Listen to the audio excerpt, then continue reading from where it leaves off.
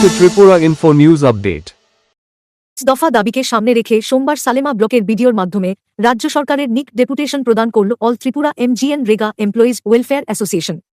দাবিগুলির মধ্যে উল্লেখযোগ্য হল এমজিএন রেগা কর্মচারীদের নিয়মিতকরণ এবং বেতন কাঠামো বৃদ্ধি। এই ডেপুটেশন প্রসঙ্গে সংগঠনের সদস্যরা কি বলছেন শুনুন। আমরা সালামারডি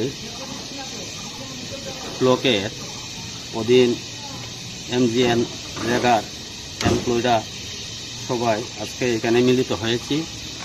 আমরা আমাদের বিভিন্ন দাবি দেওয়ার পরিপ্রেক্ষিতে অন্যান্য ব্লকের ন্যায় আমরা আজ আমাদের সালামারডি ব্লকের মাননীয় বিডিও স্যার মহাশয়ের নিকট আমাদের ডিমান্ডগুলো আমরা তুলে ধরেছি।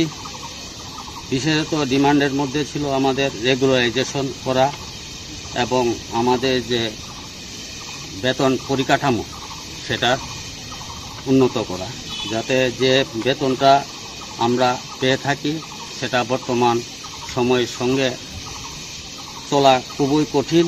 তাই আমাদের মূল দাবিগুলোর মধ্যেও বেতন পরিকাঠামোটা যাতে বর্ধিত হয় সেটাও আমরা দাবির মধ্যে রেখেছি।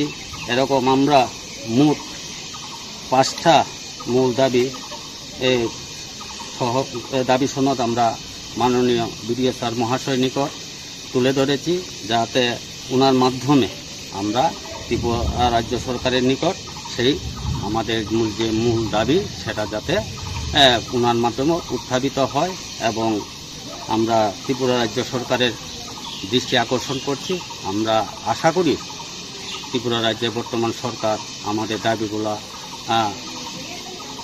গ্রহণ করবেন এবং ত্রিপুরা রাজ্যের মূল পরিকাঠামো উন্নয়নে আমাদেরকে সামিল করবেন, এই আশা ব্যক্ত রেখে সবাইকে আবারও নমস্কার জানিয়ে। To Tripura Info and press the bell icon so that you never miss any latest updates and news on Tripura.